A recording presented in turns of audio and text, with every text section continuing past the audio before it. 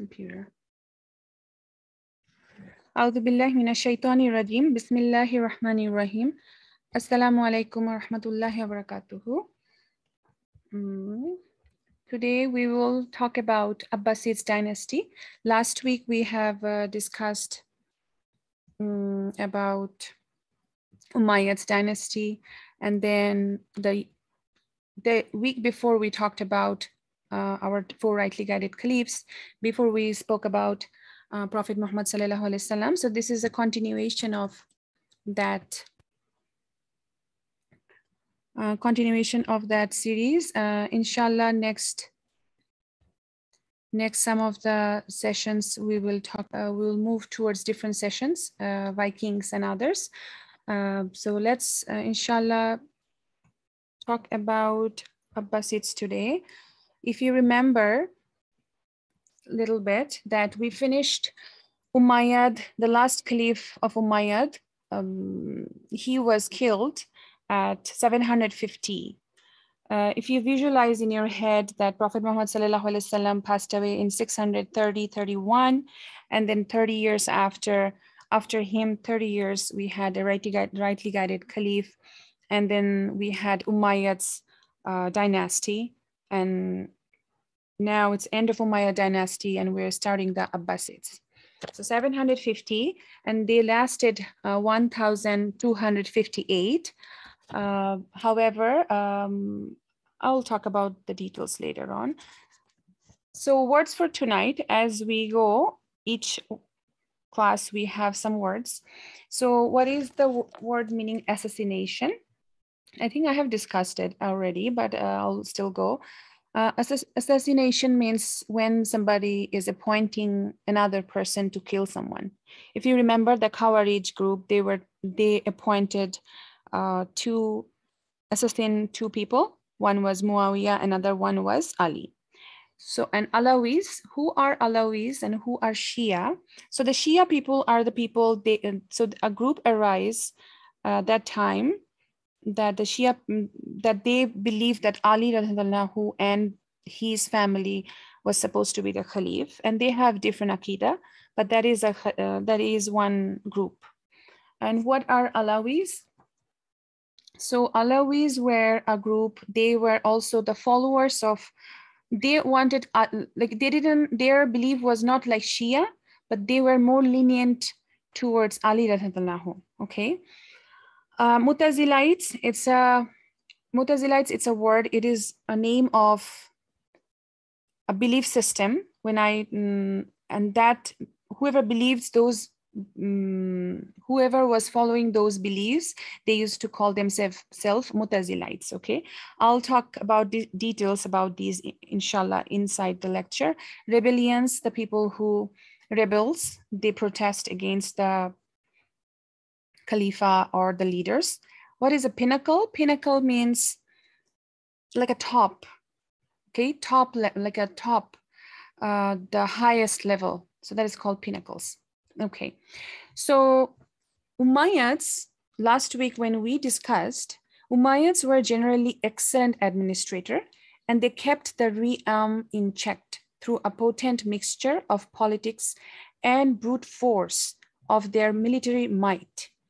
Based in Damascus, Syria, the Umayyad Caliphate faced internal pressure and resistance, partly because they displayed an obvious preference for Arab Muslims. Okay, so excluding non-Arab Muslims like Persians.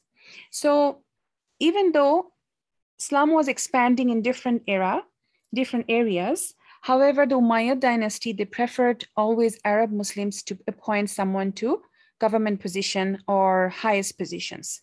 So the resistance and then the pressure, it built up in the Muslims, because in Quran, we know that Allah subhanahu wa ta'ala didn't tell us to differentiate between Arab and non-Arabs. But Umayyads were excluding non-Arab Muslims like Persians, for example. So taking advantage of this weakness, Sunni Arab Abu al-Abbas, he mounted a revolution in 750 AD with the support of his followers. He destroyed the Umayyad troops in a massive battle, formed the Abbasid dynasty in its place. So before I begin, I have to say a few lines before Abbasids, that Abbasids' rule is a disappointment. They were murderous, they were broken promises, they had Mutazilite fitna, and end of Abbasids, there were just rulers without real power, okay? This empire was also an empire of misfortune. After 200 years, it was not powerful anymore. It becomes very fragmented, okay? So when you read the books, you will find that books, they focused more on Abbasids' positives and the negatives are ignored. For Umayyads, negatives are focused and positives are ignored. However, both empire they were pretty much same. They had pros and cons, negative and positives.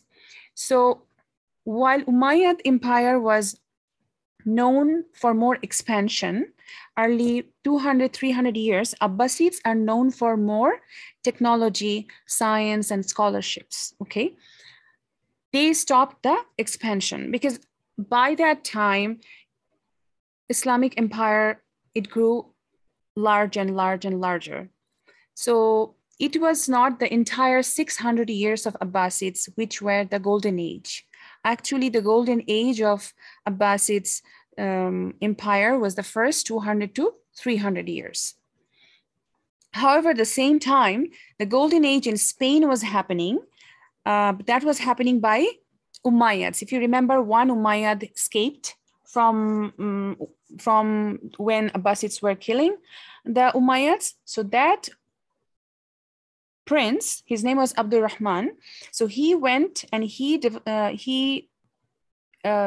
built the empire in Spain.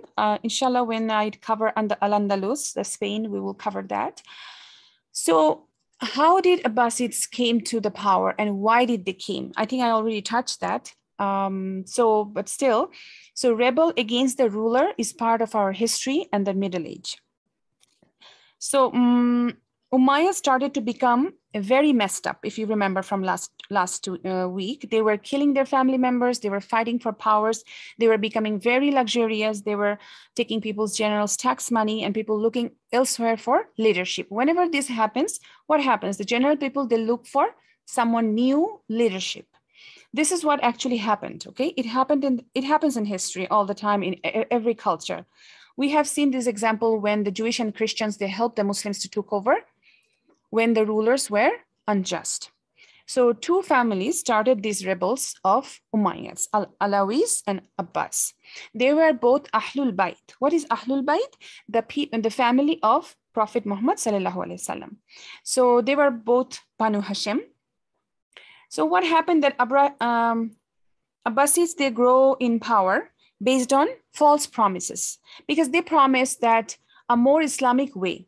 They promised the Alawis that, you know, we will give you powers when we go to the power and we will expand the role of non-Arabs. And they also promised the Shia that we will give you guys power when we go there. So as Umayyads were keeping all high positions to government positions to the Arabs, so Abbasids took that weakness as their weapon. So the Persian Muslims already, they were feeling excluded from high power government positions.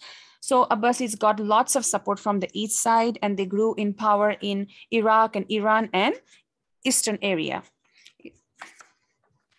All right. So now, style of leadership was exactly like Umayyads, but at this point in time, people didn't know, right? They trusted the Abbasids. So the people saw hope in Abbasids. People were simply fed up with Umayyads. By this time, seeing the leaders were taking money from people, they're fighting each other, they're killing each other. So they thought, okay, we're just gonna trust and give a chance to the Abbasids. Abu Muslim, there's a guy, he is a completely fascinating enigma in the history. We really exactly don't know we don't know much about him. If you try to read, it doesn't give much information about him. However, it says that he is the one who helped the Abbasids to come into power. And he was the one who actually was the liaison between Alawis and Shia and Abbasids. So why he helped What was his motive? Nobody knows. We actually don't know. He plays a primary role actually. So Abu Abbas, so he declares to take over Muslim world. After he took over the Muslim world, what he did, he invited the princes of Umayyads for a dinner as a peace offering. He says, you know, let's come to have a dinner. So he invited 50 princes from the Umayyads. And at the dinner table, as a peace offering, he killed all of them. So Abbasids were not Islamic at all from the right beginning. It became clear that he has no intention to be Islamic, and Alawis felt so betrayed. Shia felt betrayed. Later on, we will see that Fatimids and another third Khalifa after like 100 years after, it will arise. Okay, but these were the background of that story. So Abu Abbas. Okay, Abbasids grew influence, promising. Okay, all these I think I already covered. So Abu Abbas declared himself the Caliph and massacred the Umayyads to prevent them from rebelling and overthrowing them. So he tried to just demolish all the existing Umayyad prince so that they never can rebel against him. And we know that one prince, Abdurrahman, he left. He was managed to escape and he established an empire in Spain, and that lasted actually 290 years over there. So Abu Abbas actually could not take over Spain. It was so far in Europe, and I think he didn't even try to go there. Abu Abbas, he actually was a Khalifa for 4 years, 750 to 754. His name was As-Safah. What is the meaning of As-Safah? As-Safah means the butcher. So the general treatment towards the animosity between the Abbasids and Alawis started from now on. And he was known as, he was known because he was massacring the Umayyads. What he did, he claimed the Khalifa and he bribed some of the Alawis to remain silent about his betrayal. Resentment grew between the Abbasids and the Alawis. And then now, after him, after Abu Abbas, we have Abu Zafar Al-Mansoor. So Abu Zafar Al-Mansoor, he was a true empire of Abbasid as he stayed in control for 22 years, okay? And 600 years of the control stays in actually Abu Zafar Al-Mansoor's family. So remember how Abbasids came to power? Imprisoning the Alawis who dared to rebel. Abu Zafar al-Mansur was brother of Abu Abbas. Abu Zafar attempted to remove all opposition to Abbasid rule, and as a result, he assassinated Abu Muslim al-Khurashani and imprisoned the Alawi leaders. Okay, so his reign was one of the political strife between him and other factions. Many were unhappy with how Abbasids came into power, and this led to many rebellions, which were crushed by the force of Abu Jafar. As a politician, he was a very harsh and a brutal guy, although he was a very religious and lenient in his personal life. Don't ask me how. We have seen this over and over in politics. And I'm not justifying any of this. This is not Islamic at all, right? But this is just a history, what happened. So he also assassinated Abu Muslim. Remember Abu Muslim, the fascinating guy that I was talking about, that who helped Alawis and all these to come to power. I think somehow Abu Jafar al-Mansur, he felt very threatened about Abu Muslim being around. So he actually assassinated him because Abu Muslim was very charismatic. So, you know, average Muslims were again very upset. So anyway, what he did, he completely wiped out anyone who rebelled.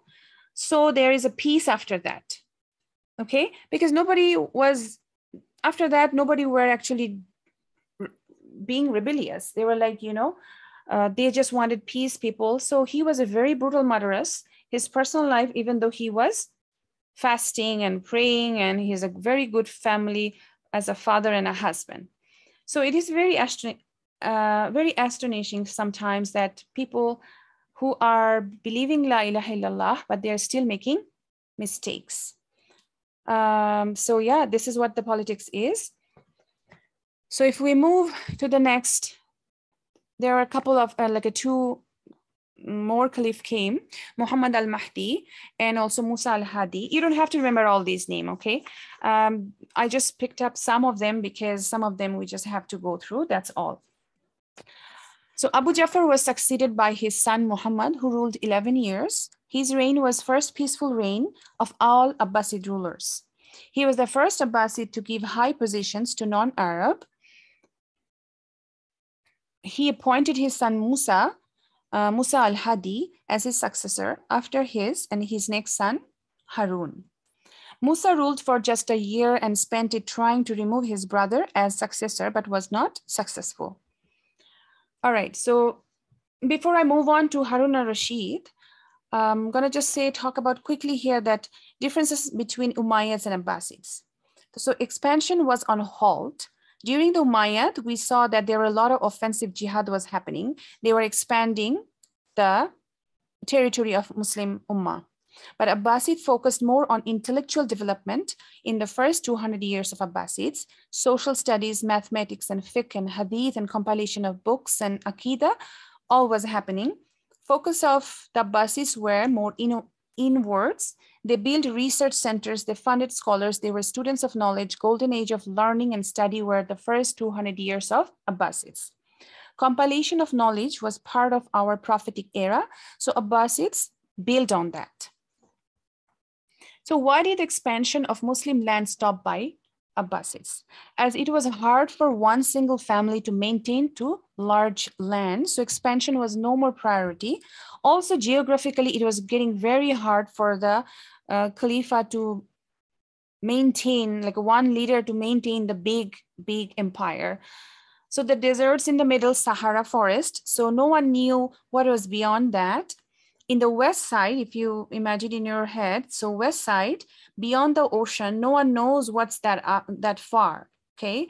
And towards the east expansion, it is stopped at India.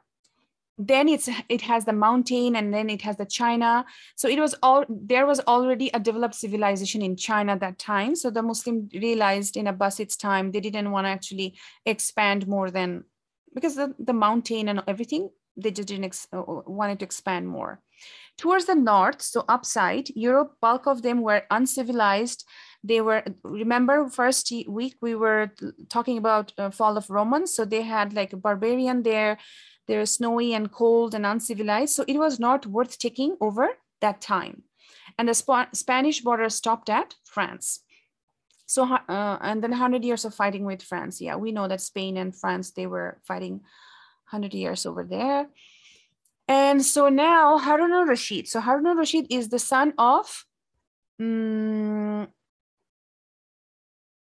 here? So Harun Rashid is the brother of Musa al-Hadi. Okay.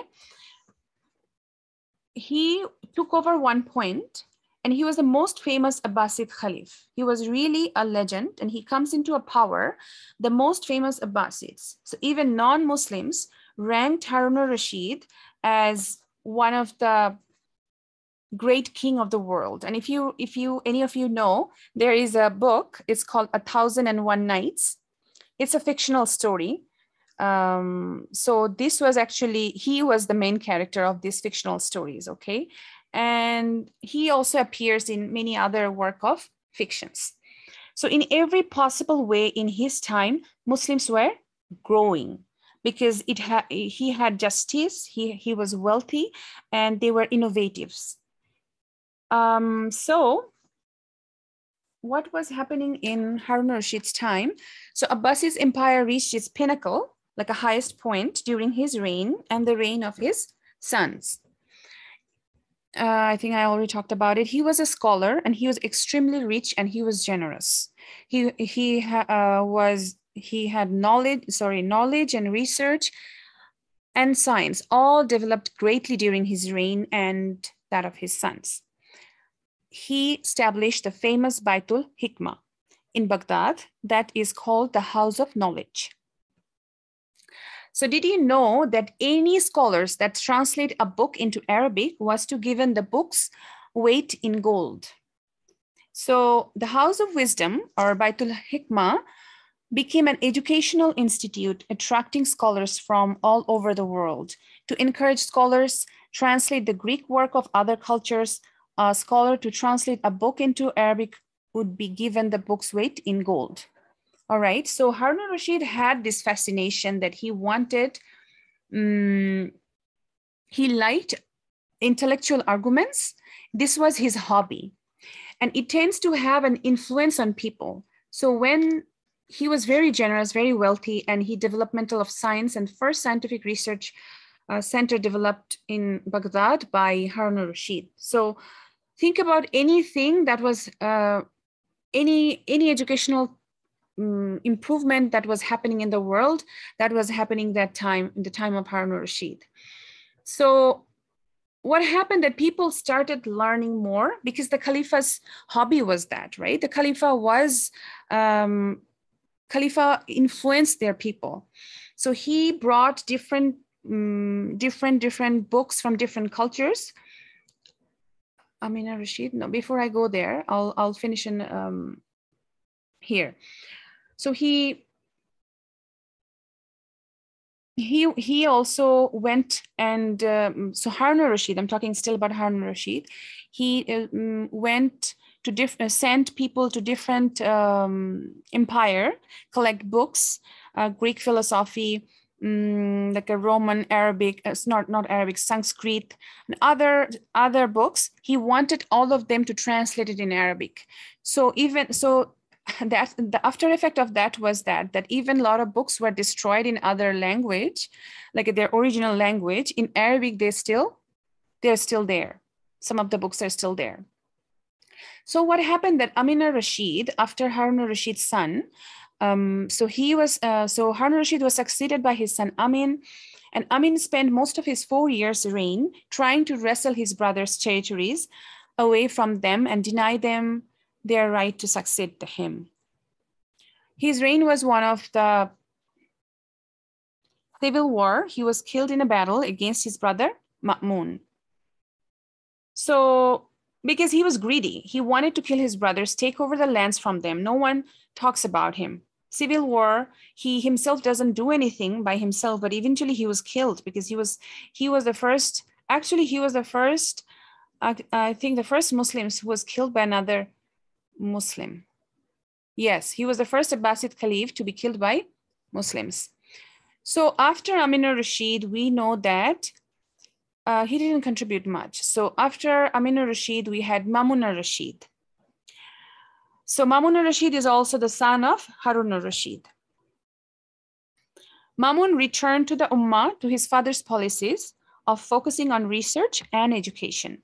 He appointed the Alawis, Ali Rada, as his successor, but Ali passed away during his reign. He then appointed his brother. I want you guys to remember the name of Harun al-Rashid, Mamun al-Rashid, Mu'tasim Billah, the brother, another son of Harun al-Rashid. Okay, these are some of the names that you like to remember because they were our highlighting points. During his reign, the Ummah splintered into many states. So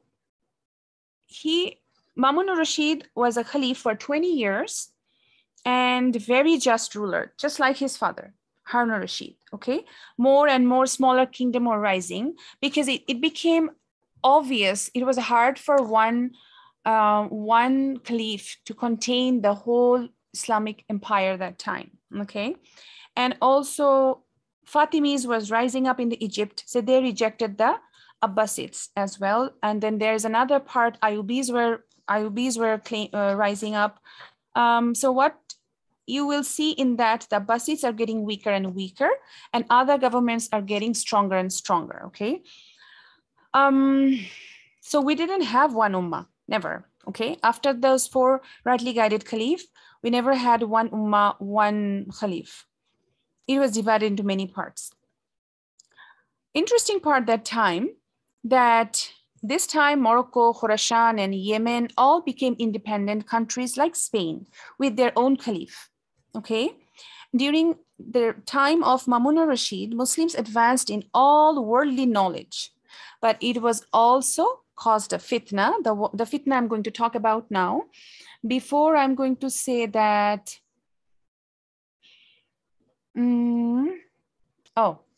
I'll talk about that. There was no passport or visas that time. If you were a Muslim, you could just move from anywhere, from one Muslim land to another Muslim land. If you're a non-Muslim even, you could pay jizya and move to another country. Okay, if you, let's say if you're a Muslim in Morocco and okay, I'm not gonna stay, you wanna stay in Morocco, I wanna go and start living in Yemen, you didn't have to go through passport and visa and all these things. They could just move and start living there. That was fascinating that time.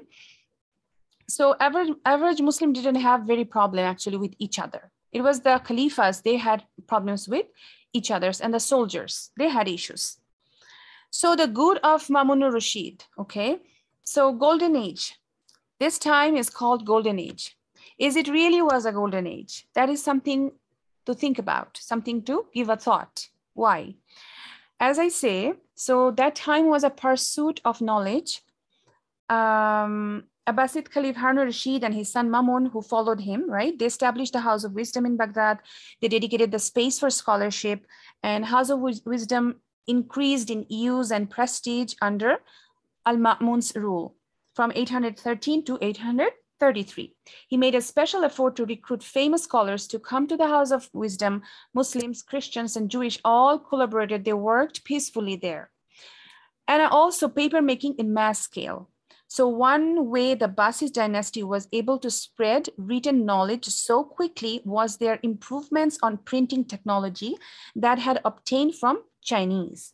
Some historians believe that the technology was taken after the Battle of Talas between Abbasid Caliph and the Tang dynasty in 751. So in China, that time they had guarded the papermaking as a secret, but when Tang lost the battle, the Abbasid captured the knowledgeable papermakers as a prisoner of war, forcing them to reproduce their craft. So in China, papermaking was practice reserved for elites, but Arabs, they learned how to produce texts on a larger scale, establishing paper mills, which made books more accessible. In turn, Europeans eventually learned this papermaking and producing skills from Arabs. And the translation movement. So as I was talking about the translation movement, Sanskrit and Greek and Chinese and Persians, they were all translating all the books to Arabic, all right? Also, Ibn al-Haytham invented the first camera and was able to explanation of how the eyes work, or sorry, yes, how the eye sees. Doctors and philosophers, Avicenna wrote the canon of medicine, which helped physicians diagnose dangerous disease such as cancer. I really get hard to pronounce this. Khawarizmi. A Persian mathematician, he invented algebra, and a word which itself is a Arabic roots. And also, I think I saw it somewhere here. That slide actually came in a wrong. And so they also established, it's called Astrolab.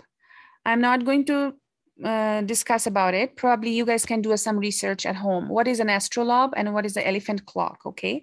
So there are amazing things that were happening during the time of Harun Rashid and Harun Rashid's time, because in medicine and science and astronomy and then math, all these explorations, everything was happening during the time of Harun Rashid, and started from Rashid's. Okay, so why did I put a question mark?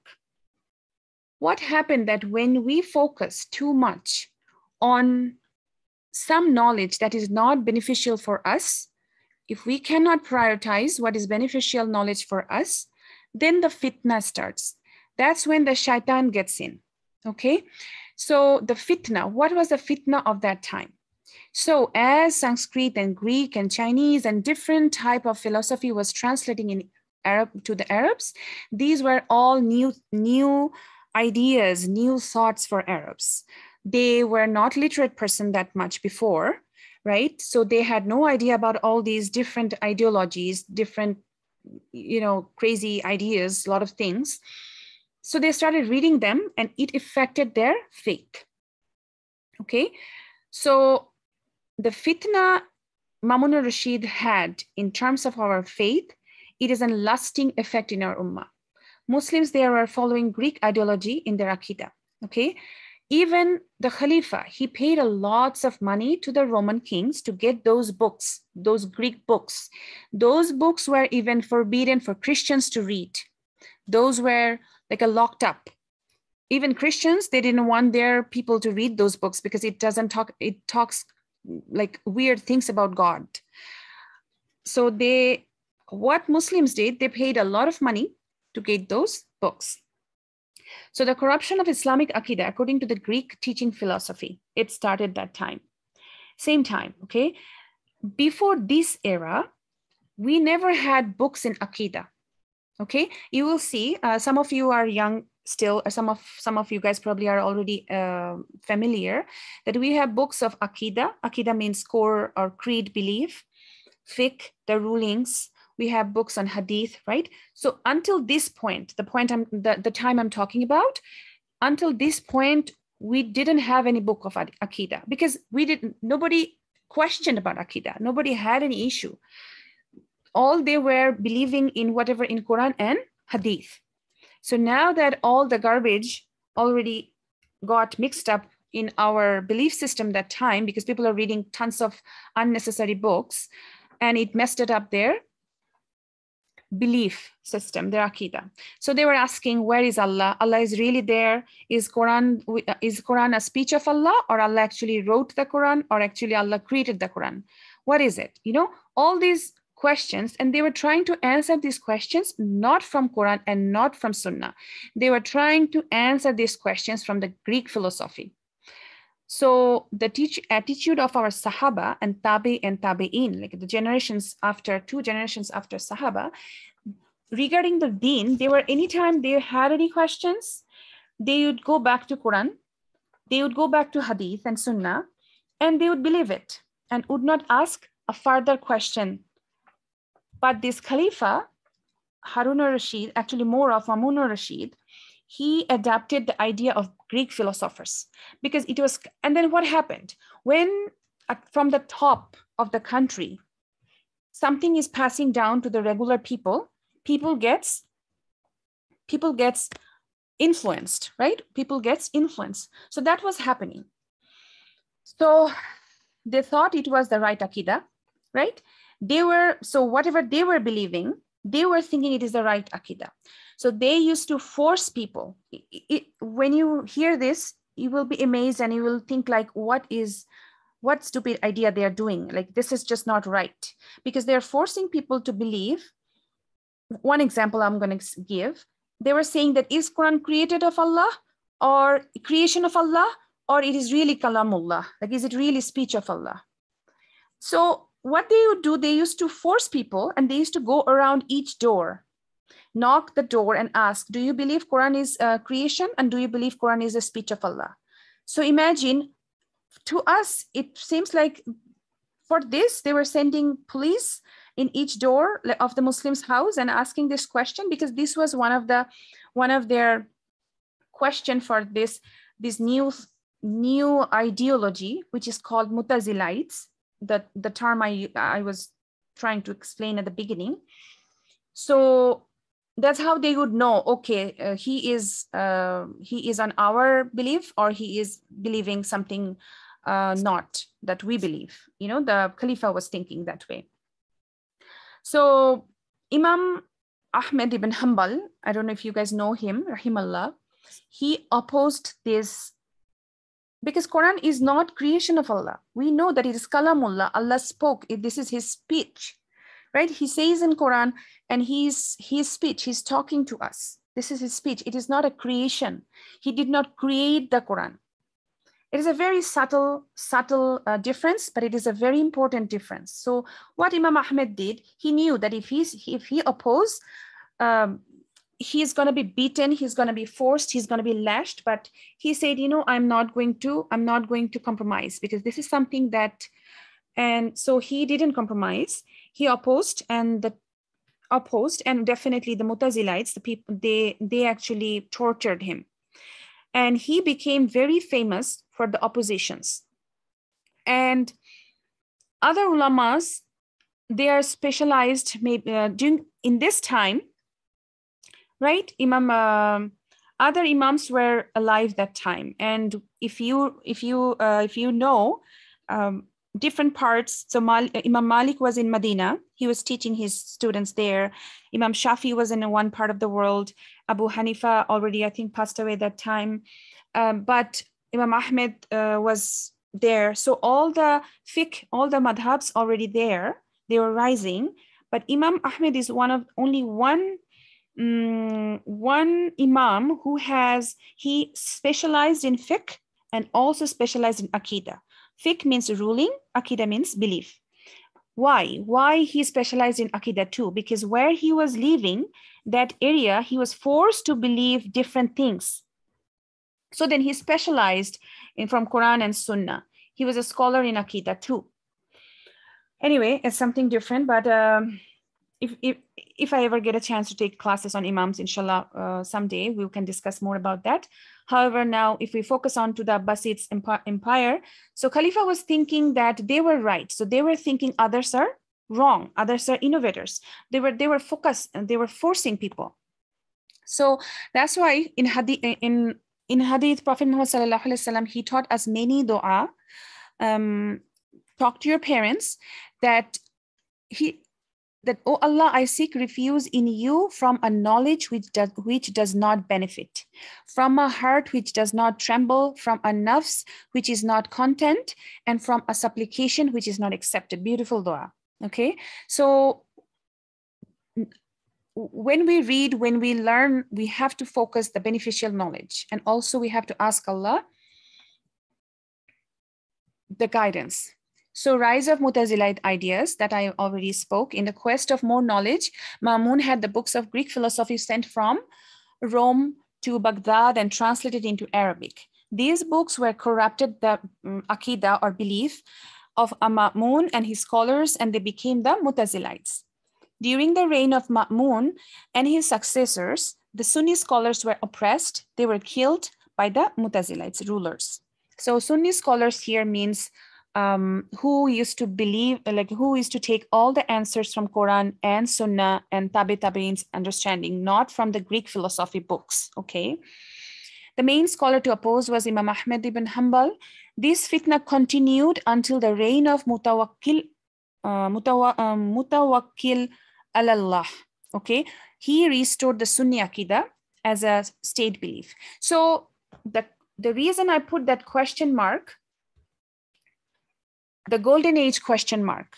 Yes, it was a golden age, but it was the belief system got corrupted for the regular Muslims. So who was Al-Mu'tasim Billah? So Mu'tasim Billah was his brother of Ma'mun. He was not into education at all. Okay, he was a very brave military leader. During his reign, he was not into education much. He didn't care. So he just followed his brother, Mutazilite idea. He introduced Turks into the governmental position. This is something important because when we go later years, we will see that the Turks,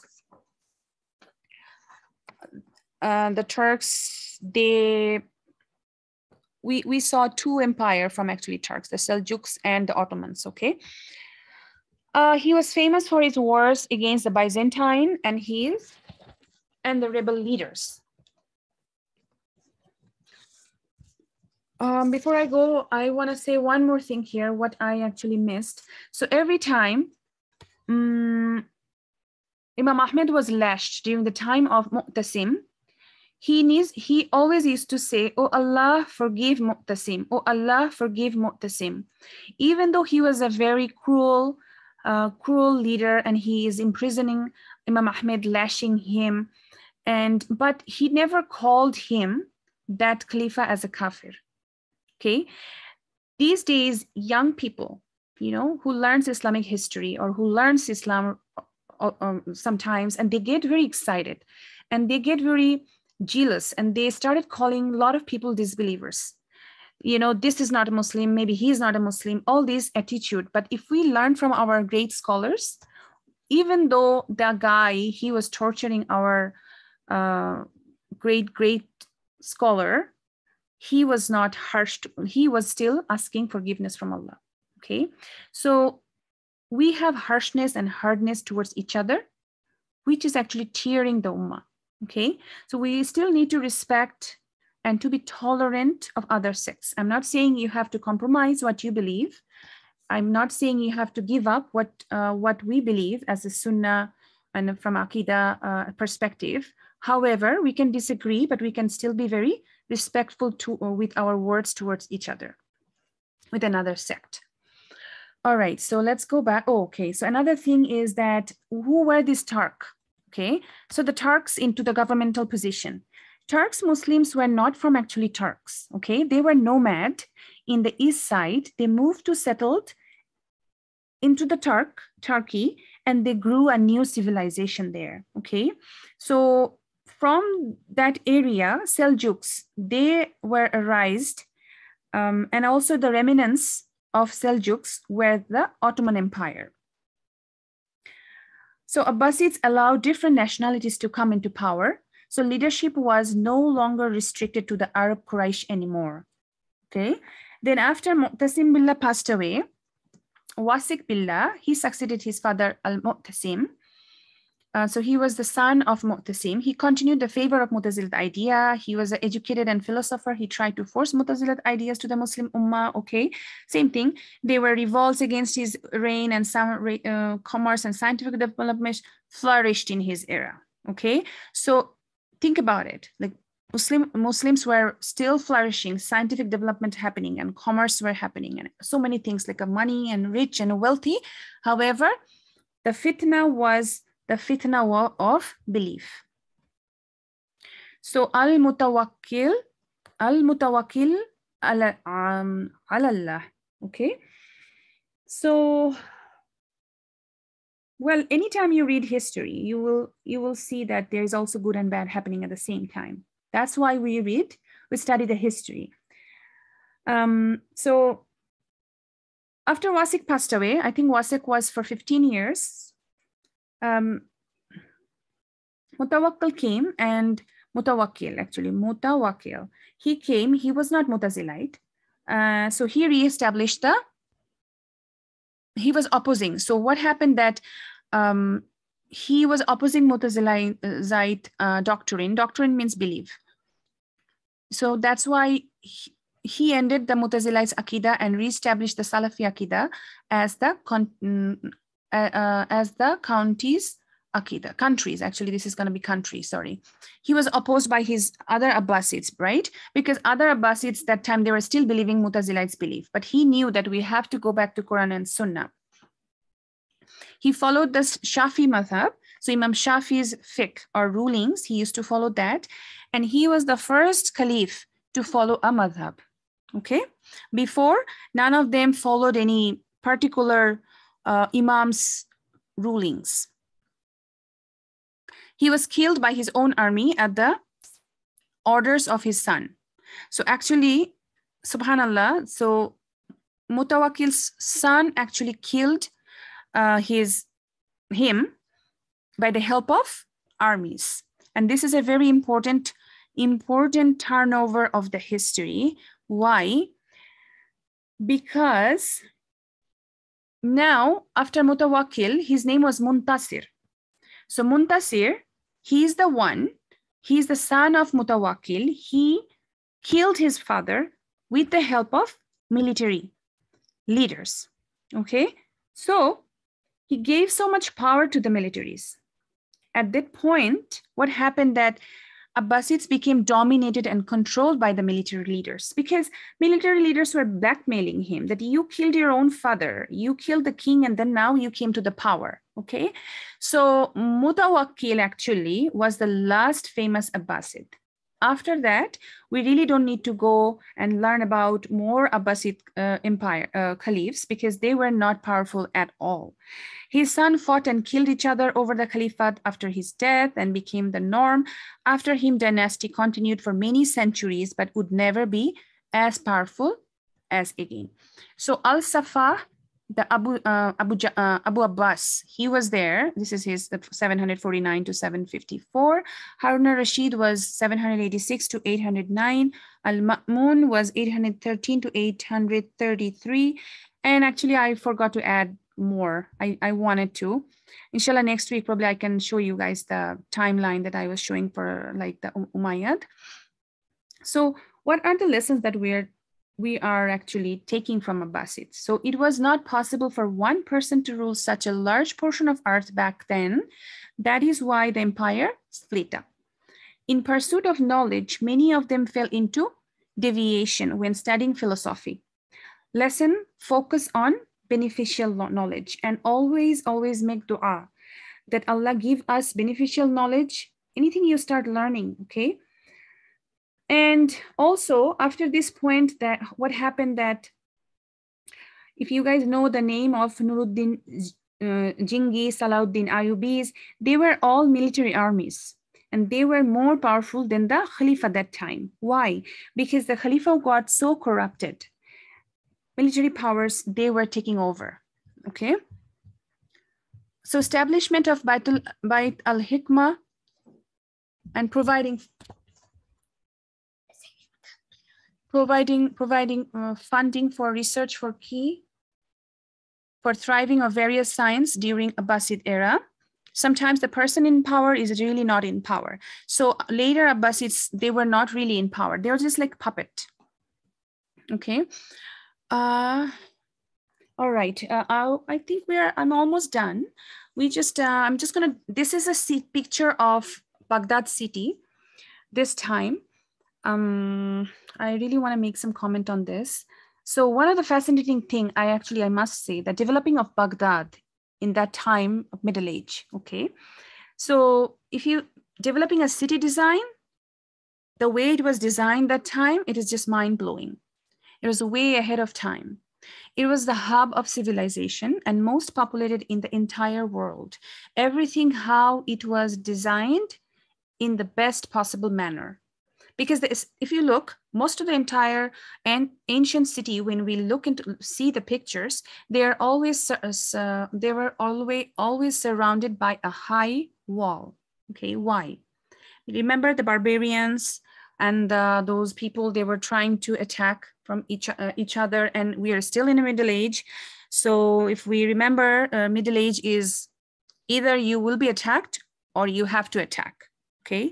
So they wanted to secure their city. They built a big wall around it, and it's a circular city. So wherever you're living, it is easy for you to go in the middle of the city, and every city that time, Baghdad, it had a Jame Masjid in the middle, okay? So wherever you are, let's say if you are here, it was easy for you to directly go to the middle, anywhere you are. And beside the masjid, they had courthouse, they had their marketplace, like a souk. So every like the huge wall, and they had guards, okay? They had guards and points. And thousands of houses were built. Thousands of houses were built for people to live in. And it's a marvel of design. And it is very sad to see how Baghdad is just now destroyed. And the Syria, Damascus, where we had our legacy of our history, is also destroyed. And these cities are part of our legacy. Okay, we live in a time that we have to see that these cities are destroyed.